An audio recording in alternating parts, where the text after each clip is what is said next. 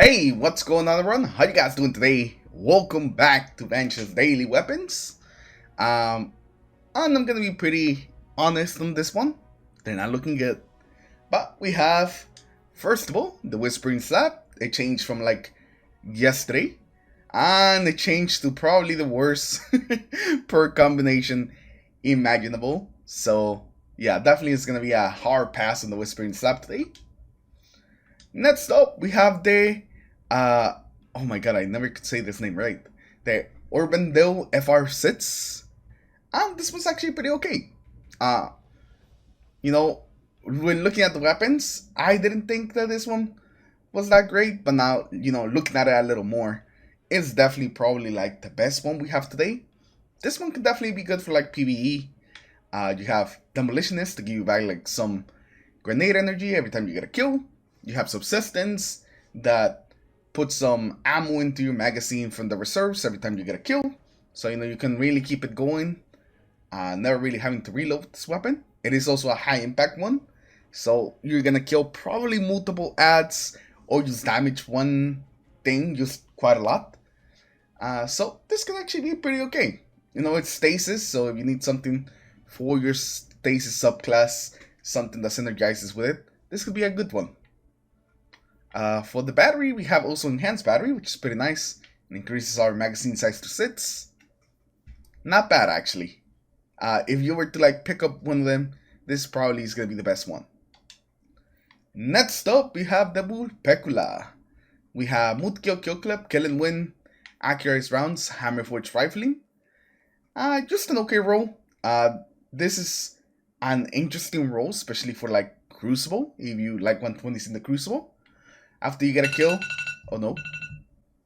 After you get a kill, you proc both of these perks, you get extra range, you get more damage, so you're able to 3-tap. So it could have a bit of synergy together, just to make this weapon feel better. The only thing that I don't like about it is that it does require a kill to like activate both of your perks. So that's pretty much my problem with this one, that both of the perks do require a kill, so it's not like you saw some perks that are helping you all the time. You have to get a kill for the perks to actually start helping you get more kills afterwards. So I would just say that this one is okay. Pretty situational. If you are into it, pick it up. If you're not really missing anything like super special. Next up, we have the legal action again. This time with a bit of a better roll, not gonna lie. We have Frenzy and Feeding Frenzy, the double Frenzy roll right here. This gives us extra damage, this gives us extra reload. So in PvE, you would run around with like extra damage, extra reload. It's okay. It's an okay roll. High impact frames are not really my favorites in like PvE. It feels like PvE caters a little more towards like rapid fire weapons, so the slower RPM weapons always gonna struggle. So I think this one's okay. If you like this type of like pulse rifles, this is probably the best this roll's gonna get for like PvE. If not, then don't worry about this one. It's not really like a must-have or anything. It's just an okay one. And lastly, for our rocket, we have one with chill clip. It's interesting.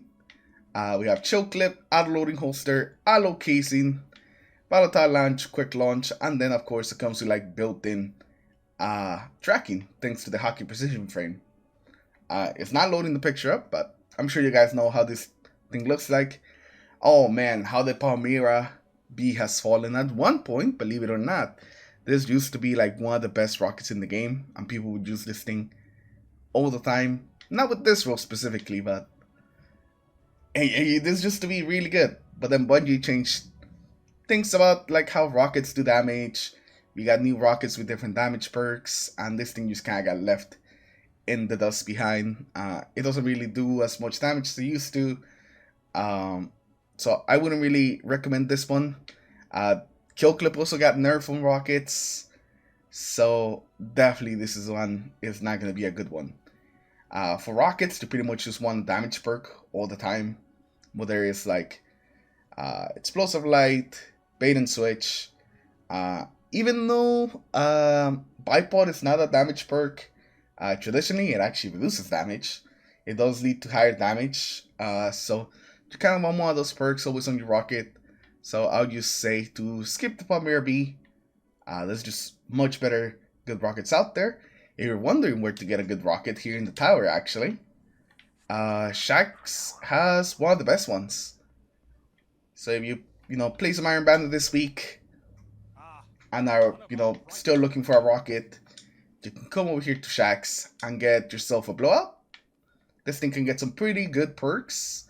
It can get explosive light, which is something you definitely want, and it's an adaptive frame rocket, so it does some pretty good damage.